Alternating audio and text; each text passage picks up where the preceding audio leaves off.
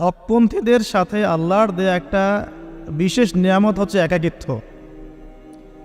হকপন্থীদের লাইফে আল্লাহ পাকের পক্ষ থেকে একটা বিশেষ অনুগ্রহ হচ্ছে একাকিত্ব। মানে একাকিত্ব কেন নিয়ামত বললাম? কারণ একাকিত্ব মানুষকে আল্লাহ চিনিয়ে দেয়। অনেক আলেম দেখবেন যারা জেল টেল খেটে বের হয়েছেন, তারা সবাই একটা কথা বলবেন, জেলখানায় আমরা আল্লাহকে চিনেছি। সব আলেমরা এই কথা বলে যারা ওখান থেকে বের হয়ে আসে। কারণ একাকিত্ব মানুষকে গভীরভাবে ভাবায়, আল্লাহকে পাওয়ায়, আল্লাহর কাছে দোয়া করতে শেখায়, মানুষকে বোঝায় যে আল্লাহ ছাড়া কেউ নাই সাহায্য করার। তো যারা হকপন্থী হয়, একাকিত্ব তাদের বরণ করতেই হয়। এটা মাথায় রেখে পথ চলতে হবে। ইব্রাহিম আলাইহিস সালাম পথ চলা শুরু করলেন। এবার কি হলো? তিনি কি বাসা থেকে বের হয়ে সেই এলাকা, ওই নমরুদের দেশ ছেড়ে চলে গিয়েছিলেন? উত্তর না। প্রথমে তিনি চলে যান নাই। প্রথমে তিনি ওই সমাজেই থেকেছেন, থেকে দাওয়াত দেওয়ার চেষ্টা করেছেন। তিনি ওই সমাজেই থেকেছেন, থেকে দাওয়াত দেওয়ার চেষ্টা করেন, ঠিক মুহাম্মদ সাল্লাল্লাহু আলাইহি ওয়াসাল্লামের মতো। সমাজের মানুষ যখন নির্যাতন নিপীড়ন করছেন, তিনি কি শুরুতেই সমাজ ছেড়ে বের হয়ে চলে গেছেন? না, 13 বছর দাওয়াত দিয়েছেন। কত বছর? 13 বছর। তো ইব্রাহিম আলাইহিস সালাম সমাজের মানুষকে দাওয়াত দেন। কিভাবে দেন? কোরআনে এভাবে ভাষা আসছে। আমি সূরাগুলোর নাম বলে দিই, আপনারা একটু চেক করে নিয়েন। সূরা আম্বিয়ার মধ্যে আসছে, সূরা সফফাতের মধ্যে আসছে, সূরা আনআমের মধ্যে আসছে। তো তিনি দাওয়াত দেন এভাবে যে ওয়াইজ ক্বালা ইব্রাহিম, যখন ইব্রাহিম বললেন লিআবিহি ওয়া কওমিহি, তার বাবাকে এবং তার কওমকে বললেন, মা হাযিহি তামাসিলুল্লাতী আনতুম লাহা আকিফুন, তোমরা এইসব কি মূর্তির উপাসনা করো, এদের চারপাশে ঘুরতে থাকো, কি সব করো? তো তারা বলে যে নাহনু বাল ওয়াজাদনা আবানা কাযালিকা ইয়াফআলুন, আমরা আমাদের বাপ দাদাদেরকে দেখেছি এইভাবেই করতে। তাদের রেফারেন্স কিন্তু এটাই ছিল। কোনো দালিলিক জ্ঞানতাত্ত্বিক যুক্তি বিজ্ঞান দর্শন এখানে নাই। এখানে কি ফিলোসফিটা কি? বাপ দাদাদেরকে দেখেছি করছে। তো এটা দিয়ে আবার অনেক সময় বাংলাদেশে আবার একটা ট্রেন্ড চালু করা হয়েছে যে তোমরা দীর্ঘদিন 1200 বছর থেকে যে ইসলামটা ফলো করে আসছো ওটা ভুয়া, আমরা যেটা নতুন মডারেশন দিচ্ছি এটাই সঠিক। এই দলিল সেম না। এখানে অমুসলিমদেরকে দাওয়াত দেওয়া হচ্ছে। অমুসলিমরা বলছে যে আমরা বাপ দাদাদেরকে দেখেছি যে তারা এইভাবেই মূর্তি পূজা করতো, আমরা তাই করি। এটার সাথে কি হানাফি মাযহাবকে মিলাবেন আপনি? হ্যাঁ, হানাফি মাযহাব বাপ দাদা থেকে চলে আসে, ভুয়া, নতুন যেটা দিচ্ছি এটাই সঠিক। আস্তাগফিরুল্লাহ। তো আমরা হাত চেঞ্জ করাটাকে এখন মনে করি হিন্দু থেকে মুসলমান হইলাম মনে হয়। হাত বদল করাটাকে মনে হয় যে হিন্দু থেকে মুসলমান হয়েছি মনে হয়। গভীরে ঢোকেন, ওলামায়ে কেরামদের মানে দার্সে গিয়ে বসে গভীরে ঢুকলে বুঝতে পারবেন যে ইসলামিক স্কুল অফ থটগুলা প্রত্যেকটারই ভিত্তি আছে। এগুলোর গভীর শেকড় আছে, ভিত্তি আছে। আল্লাহ, রাসূল এবং রাসূলের সাহাবীগণ, এই তিনটাকেই মানতে হবে। আপনি যদি বলেন যে আমি সাহাবীদেরকে মানি না, খালি আল্লাহ এবং রসুলকে মানি, তাহলে আল্লাহকে রসুলকে মানতে পারবেন না। সাহাবীদের অনুসরণ না করলে রসুলকে ফলো করতে পারবেন না। তো ওইটা আজকের ইস্যু না, এটা ফিকহি অনেক ব্যাপার, গভীর ব্যাপার, এটা অন্যদের কথা হবে। এই দলিল কিন্তু সেম করা যাবে না। আবার যে আমরা বাপ দাদা থেকে দেখে আসছি, তোমরা নামাজ এইভাবে পড়ো, এই নামাজ ওই দলিল চলবে না, আমারটা ঠিক, এটা ঠিক না।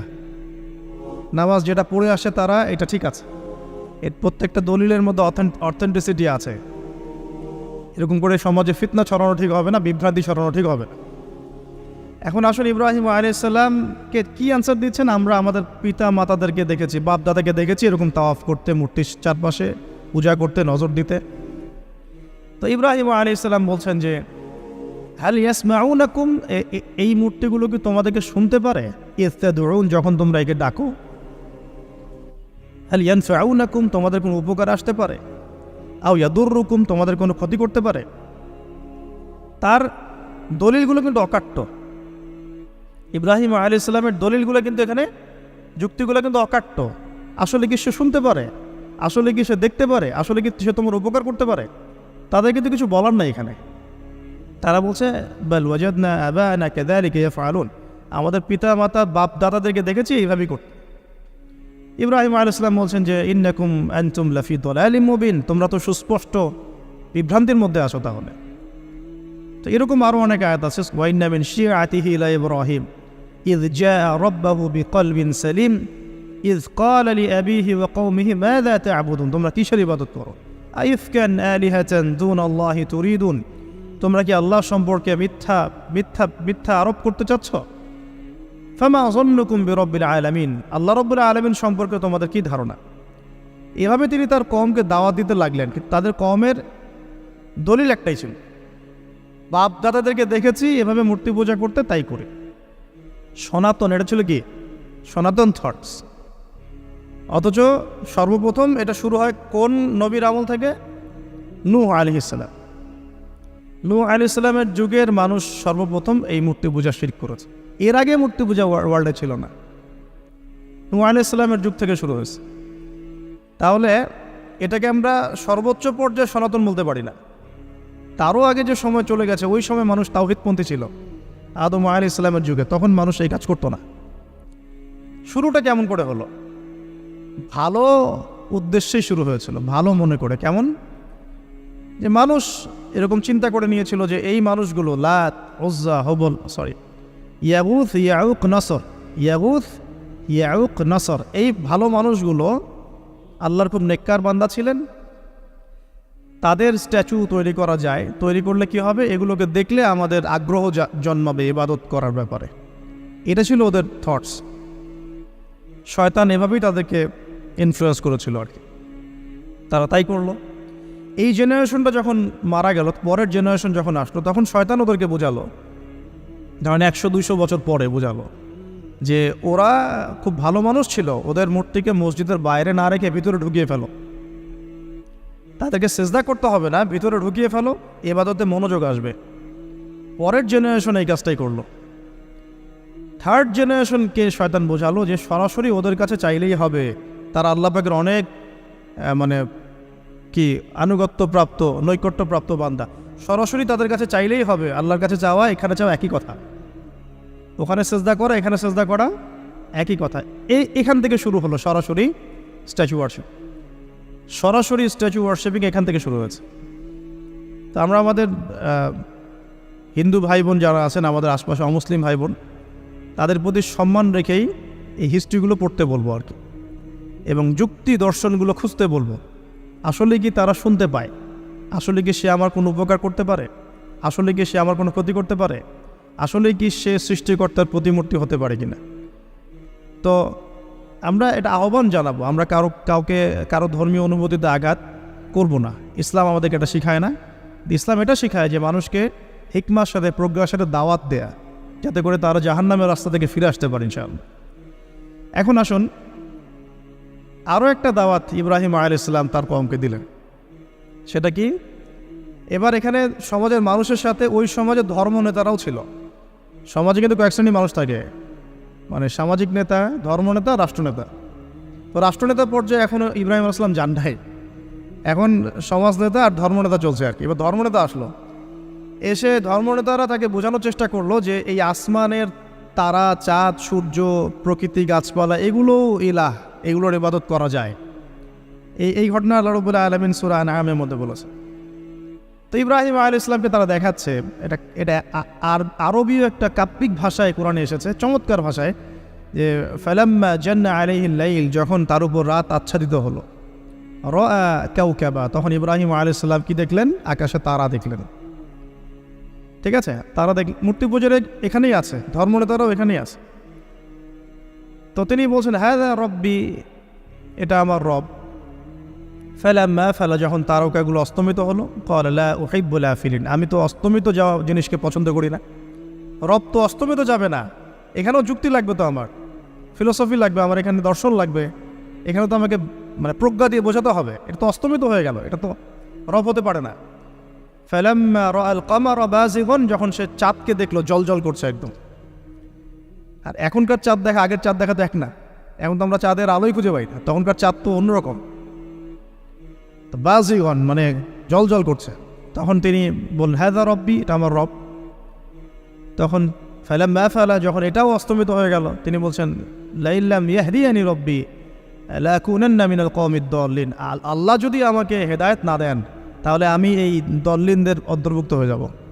ইব্রাহিম আলাইহিস সালাম বলছেন ফালাম্মা রাআ শামসা বাযিগাতান, যখন এবার সূর্যকে দেখলেন দিনের বেলা, এটা তো আরও বড়, হাযা রব্বি হাযা আকবার, এটা আমার রব, এটা সবচেয়ে বড়, হাযা আকবার, এটা সবচেয়ে বড়।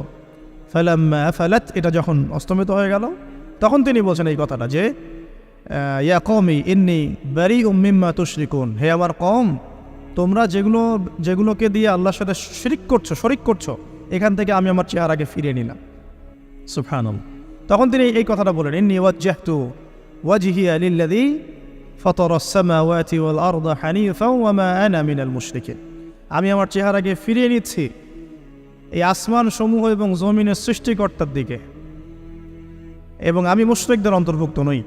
ইন্না সলাতি ওয়া নুসুকি ওয়া মাহইয়ায়া ওয়া মামাতি লিল্লাহি রাব্বিল আলামিন, আমার সলাত, আমার কুরবানি, আমার স্যাক্রিফাইস, আমার জীবন, আমার ফুল লাইফ, আমার মৃত্যু, সব কিছু কার জন্যে? জগৎসমূহের প্রতিপালক আল্লাহর জন্যে। লা শারীকা লাহু, তার কোনো শরিক নাই। ওয়া বিযালিকা উমিরতু, এই একনিষ্ঠভাবে তার ইবাদত করার জন্যই আমি আদিষ্ট হয়েছি। ওয়া বিযালিকা উমিরতু ওয়া আনা মিনাল মুসলিমিন, এবং আমি মুসলিমদের অন্তর্ভুক্ত। এই শুরু হলো এবার পুরো স্পষ্টভাবে তাওহীদের ঘোষণা দেয়া। তবে ইব্রাহিম আলাইহিস সালামের এক একটা পদক্ষেপ কি যৌক্তিক না, বৈজ্ঞানিক না, এবং অকাট্য প্রমাণ আছে না, এগুলোকে কিন্তু ভেদ করতে পারছে না তারা। এবার ইব্রাহিম আলাইহিস সালাম চিন্তা করলেন, দ্বারা এবার উচিত শিক্ষা দিতে হবে। তবে আগে বলে নেই, এই যে উচিত শিক্ষাটার কথা বলছে, এটা আবার আপনারা খবরদার ভুলেও কোথাও দিতে যায় না, ঠিক আছে? এটা তো সময় আছে। ইব্রাহিম আলাইহিস সালামের সাথে নবী সাল্লাল্লাহু আলাইহি ওয়াসাল্লামের জীবনের মিলের কথা বলছিলাম। নবী সাল্লাল্লাহু আলাইহি ওয়াসাল্লাম মক্কা বিজয়ের আগে কি কখনো মূর্তির গায়ে হাত দিয়েছেন কিনা বলেন? দিয়েছেন? যখন মক্কা বিজয় হয়ে গেছে, পুরো স্টেটই আপনার, অথরিটি আপনার, তখন আপনি আপনার অ্যাকশন নিতেই পারেন, সেটা আপনার ব্যাপার, তখন আপনি কি করবেন? মুহাম্মদ সাল্লাল্লাহু আলাইহি ওয়াসাল্লাম কাবা ঘরে ঢুকে তখন মূর্তি ভেঙেছেন এবং বলেছেন ওয়াকুল জাআল হক ওয়া যাহাকাল বাতিল ইন্নাল বাতিলা কানা যাহুকা, তাই না? তো ইব্রাহিম আলাইহিস সালাম এবার শিক্ষা দেওয়ার চিন্তা করছেন। তিনি বলছেন যে যখন এরা মেলাতে যাবে, ওই উৎসবে যাবে, তখন আমি এদেরকে দেখে নিব। এটাও কুরআন চমৎকারভাবে বলেছে যে ইয ক্বালা লিআবিহি ওয়া কওমিহি মাযা তা'বুদুন আইফকান আলিহাতান দুনাল্লাহি তুরিদুন ফামা যান্নুকুম বিরাব্বিল আলামিন। হ্যাঁ, ফারাগা ইলা আলিহাতিহিম ফাকালা আলা তা'কুলুন। ইব্রাহিম আলাইহিস সালাম এবার যখন ওরা মেলায় চলে গেছে, যাওয়ার আগে আবার ইব্রাহিম আলাইহিস সালাম বলছিলেন যে ইন্নী সাকিম, আমি হচ্ছি অসুস্থ। আমি কি অসুস্থ? নজরা নজরাতান ফিন নুজুম, ইব্রাহিম আলাইহিস সালাম রাতের বেলা আকাশের দিকে তাকালেন একবার, তাকিয়ে ওদেরকে বললেন যে ইন্নী সাকিম, আমি অসুস্থ। এটা কৌশল, আমি অসুস্থ, এটা কৌশল। এই কৌশল আবার সব জায়গায় ঘাটাতে যায় না।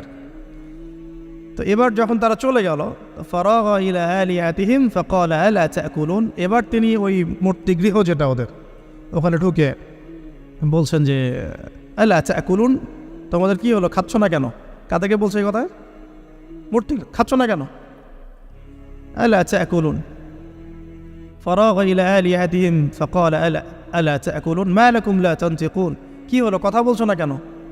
মা লাকুম লা তানতিকুন, কি হলো, কথা বলছো না কেন? এবার ফারাগা আলাইহিম দরবাম বিল ইয়ামিন, এবার ইয়ামিন মানে ডান হাত, ডানাতে যা পেয়েছিলেন আর কি, তা দিয়ে সবগুলোকে ভেঙে চুরমার করে ফেলছে। ব্যাস, এবার ওরা যখন আসলো, এসে বলছে যে আনতা ফাআলতা হাযা বিআলিহাতিনা ইয়া ইব্রাহিম, হে ইব্রাহিম, তুমি কি আমাদের উপাস্যদের সাথে এই কাজ করেছো? ইব্রাহিম বলছেন লা, না, লা আসলে কোরআনে নাই, আমি নিজের মতো করে বললাম আরবি বলতে বলতে। বাল ফাআলাহু কাবীরুহুম হাযা, বরং এই বড়টা এই কাজ করছে, এর মধ্যে সবচেয়ে বড় যেটা আছে এই ব্যাটার কাজ, আমি করি নাই, আমি তো করি নাই।